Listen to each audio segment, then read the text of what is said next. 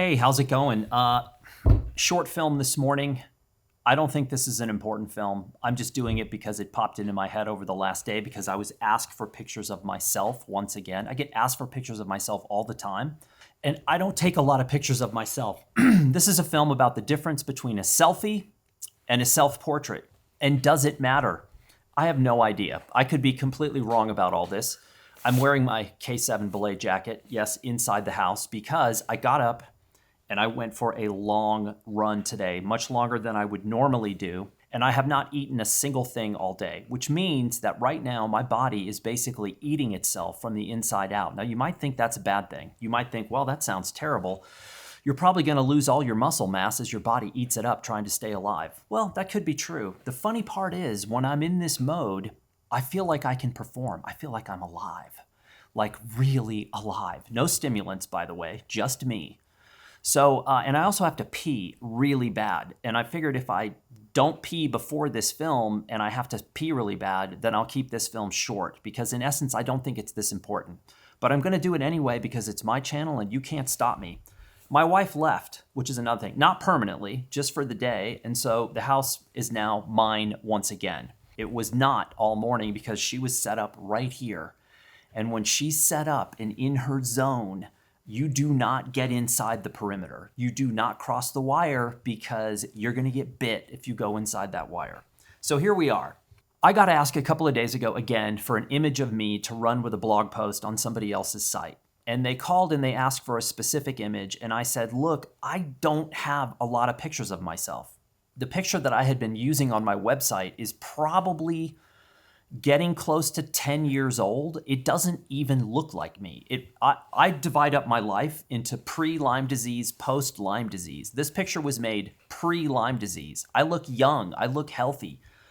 I don't look that way anymore. And so to me, I always felt bad using this picture because I'm like, this is a misrepresentation of who I am. I've seen photographers do that in the past. In fact, when I first got into photography, I went to a lecture in San Francisco that was put on by a guy who was kind of a hero of mine. He's since passed away.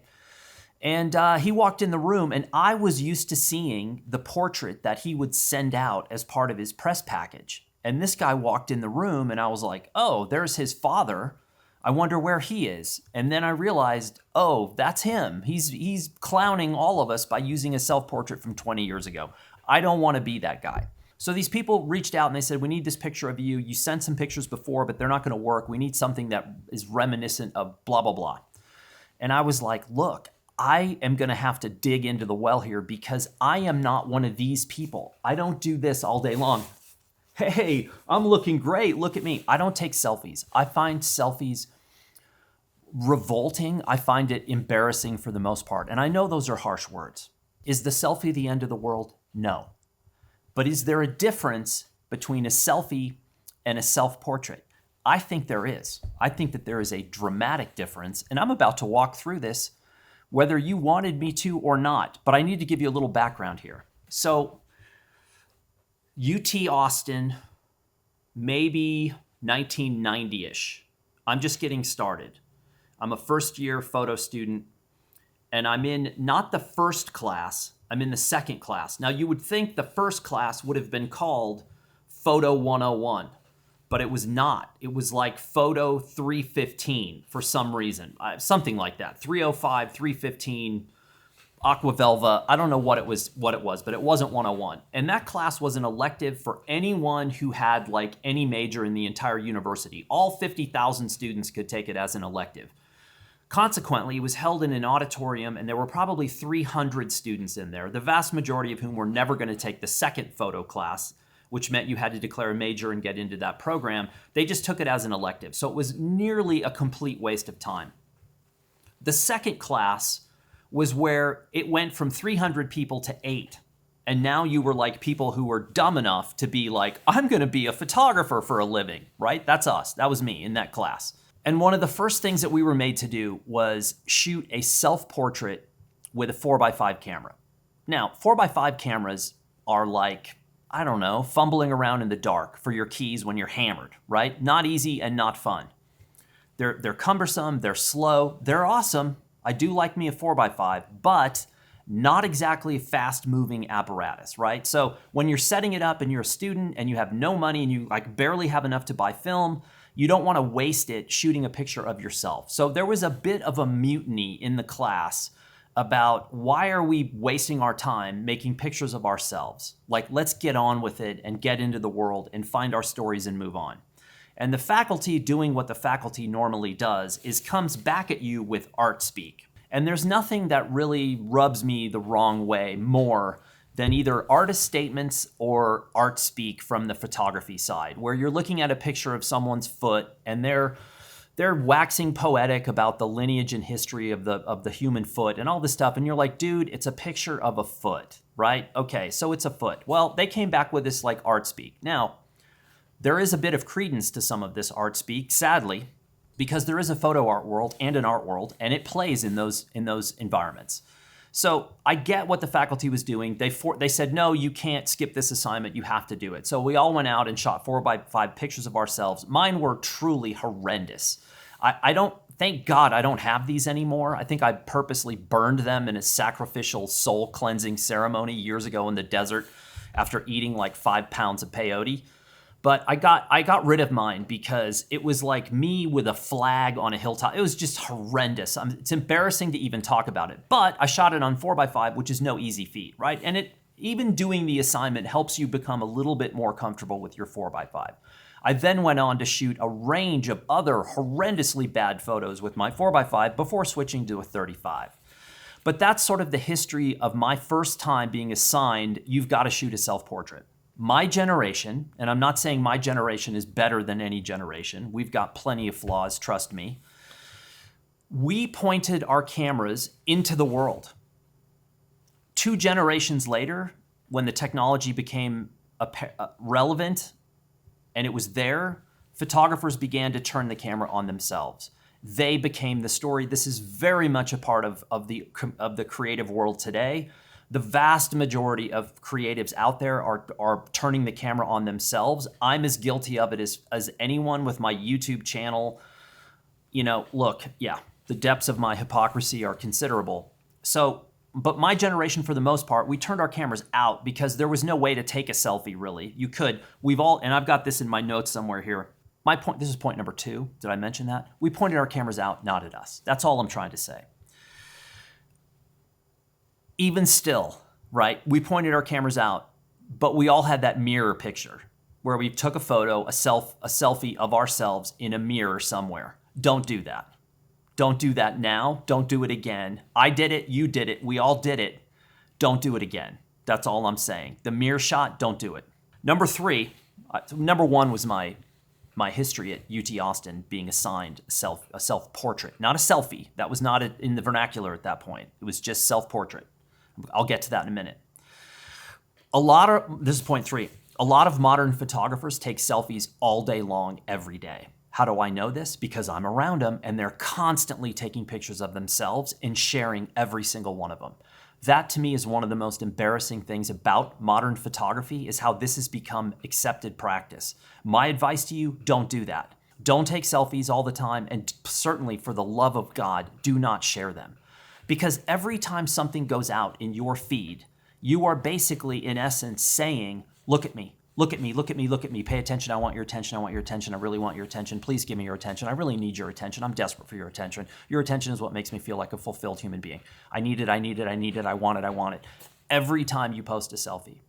Then all of a sudden, you decide that you're gonna do a serious work and then put that out, and now you're asking for my attention once again. But this time it's real attention and not just bogus selfie attention.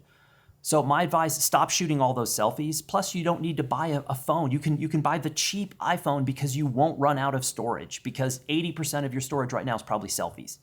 So stop doing that and stop sharing those and just focus on the good stuff, right? I think is that all of point 3? Yeah. The last thing I wrote on point 3 was, God, this hurts. It does. It hurts to have to say this, but I am here saying it. Let's talk about the difference, point 4, the difference between a selfie and a self-portrait. A self-portrait to me, and this again, just my opinion, could be skewed, could be flawed, could be wrong. A self-portrait is about the image. It's about the actual image. And the person in it, yourself, myself, is an element of the image. But the image itself is about the overall content. The person in it, me, is one element of a greater photograph. That you're basically saying, this is a good photograph, and I happen to be an element in it. That's how I see it. A selfie? Nonsense. Me, me, me, me, me. Look at me. Look at my head. Look at my head from a weird angle. Look at my head distorted from a weird angle with a wide angle. Look at my head again. Look at the other side of my head. Look at the top of my head. Look at the side of my face. Look at all my friends and their distorted heads. I don't see any purpose for those whatsoever. And here's the final point I'm going to say about this. What are we at here? 10 minutes? That was healthy. That was kind of short for me. I'm just getting warmed up. Thankfully, I've got 7 other films I have to make today. A self-portrait, if it's good, can be used professionally. A self-portrait can be used in a book. It can be used at a gallery opening. It can be used to accompany a workshop that you're teaching or a lecture that you're giving. It can be professionally used because it is a standalone image that works, in addition to it being your mug in the photograph. A selfie is useless. You don't use selfies for those kind of things because they're too trivial, they're not good, they're inconsequential, there's zillions of them, there's no point to them other than you saying, look at me. So a self-portrait, I'm not opposed to. It took me 30 years to figure this out, that the faculty at UT was not evil. They were trying to get a point across to me, and I was probably a know-it-all. I was probably like many young photographers thinking, I don't need to know what anybody else did because what I'm doing is so good, nothing else matters, right? Does that sound familiar? Yes, that probably was me. It's not me anymore, but it probably was at one point, and maybe you were in that same camp. So think about it. The next time you whip out your phone to shoot the 712th selfie of yourself during that one period or vacation or trip or whatever it is, just relax and stop and put down the phone. Put down the phone. Get your other camera, put it on a tripod with either an extremely long cable release or a remote, and think just for a minute, how do I make something that I can then use? Like, how do I make an actual interesting photograph with me as an element? And then hopefully if you succeed, you will have something that you can use for books and lectures and galleries and book openings and shows, because clearly you are going to go on to become a wildly successful professional photographer. You're welcome. I'll be back. I forgot, totally spaced out. I'm going to show you a self-portrait right now to try to explain what it is I was talking about. So just to give you an example, because that's how nice I am. I'm providing examples. It's the show and tell portion of our evening. And again, I'll be back.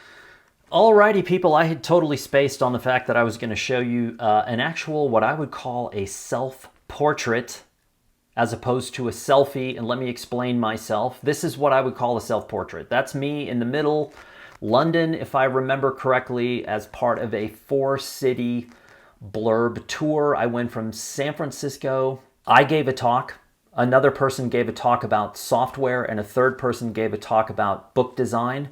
And we went from San Francisco to Chicago to London to Amsterdam, I think, and then back. There were 4 cities. I know Chicago was one. I know San Francisco was one. I know London was one. Maybe it was New York. I don't know. I don't remember. I just got off the phone. Since I recorded the first part of this film, which you've already seen, I just spent an hour on the phone with one of the most interesting guys in photography that I have ever met. He's older than me. He is a master black and white darkroom printer. He is a master digital printer. He organizes probably the single best photo event in the United States every year, and just mind-blowing conversation to have. I am very fortunate to have friends in weird places and have these kind of conversations. But let me explain to you why I think this is not a selfie, it's a self-portrait, and why and how I could potentially use this in the future. So let's just break down the image itself. Obviously, the best part of the image is me right here. Just kidding. That's me in London, but what I represent in this image to me is the foreground. That's basically it. I just happen to be the foreground. And I've got a guy here, that's the middle ground of what I would say. I've got a truly ugly white work van here as the third layer, but this is a fourth layer here. This person and that person in my mind right here is very important part of this image.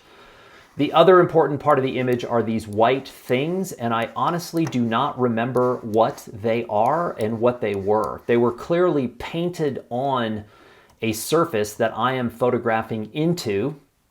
And yes, these are a very important part of this image as well. Maybe you would consider that the foreground.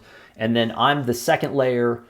Well, if I'm going to be second layer, why not put a 2, and then 3, and then 4, and then 5. So 1 would be these white lines. So this to me is an image that is about the components of what I look for in any kind of good image, especially an image with a wide angle lens, is I'm looking to layer those images to build depth inside of a two-dimensional image. And that's what this does successfully. That's why I like this. I think this is a good standalone image. It does not show my face well enough to be used for certain things. I can't use this as a mugshot for my corporate ID badge. That's not going to work. The security guy who doesn't like me anyway is going to be like, take your sunglasses off. I can't see your face. By the way, I think I might be the only employee in the history of Eastman Kodak to have their security badge done while wearing sunglasses. And the guy did not catch it until after the fact, until the badge was already printed.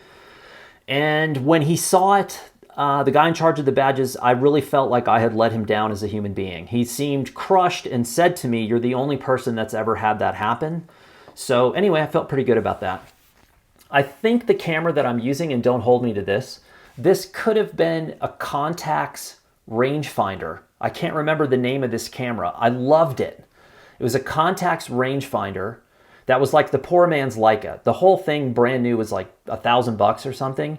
Now, it fell apart almost immediately. I had to carry a small set of screwdrivers with me to keep it together. And all throughout the day, I would have to grab the screwdriver and keep the camera screwed together, which I got used to and kind of liked it. I could have used Loctite, but then I figured as soon as I put Loctite on, I'd for some reason need to get into the camera and then it would be forever stuck. So anyway, but this is what I would call a self-portrait. And perhaps the underlying theme is that there was some thought put into the image. Maybe it's that simple. It's just about me building a photograph through the elements available to me instead of just holding out at my arm's length and shooting another picture of the side of my head. I don't know, call me a snob. Do you see how easy that was? Stop fighting me. It's a self-portrait. Wait a minute, I'm a little bundled up in here. Have I told you about my bag fetish? Almost hit myself in the head with it. Tenba, Fulton V2, 14 liter, black camo, weather resistant. I'm actually gonna do a review of that bag. I'm not joking, I'm not kidding, I am, and I'm also gonna give one away to someone who subscribed to my Patreon page. Yes, I'm figuring it all out as I go, people. It's not like I have a master plan. My wife just came in here. It's like a Cat 5. Came in, the wind started, vortex came in. You cannot see what's behind the camera, but it has been wife-ified in 30 seconds, and then she spun around and said, I'll see you later, and left again. And my guess is there's a little bit of socialization going to happen, and frankly, I don't really like to socialize much anymore. Kind of a loner. Oh, forgot to mention, just got approached to do a shoot for someone else. For a brand, I guess you could say. But it's a friend who has a brand, and it's going to be good. It's going to be really good. And I think I'm going to try to, in some way, shape, or form, take you along with me, because this is legit. This is like what people actually want to do as professional photographers, and it just sort of landed on me. But I have a connection to a story that is perfectly tailor-made for what this person is looking for. And the story dates back to my childhood, all the way back to the time when I was probably in 3rd grade. So it's going to be good, and I'm going to take you there.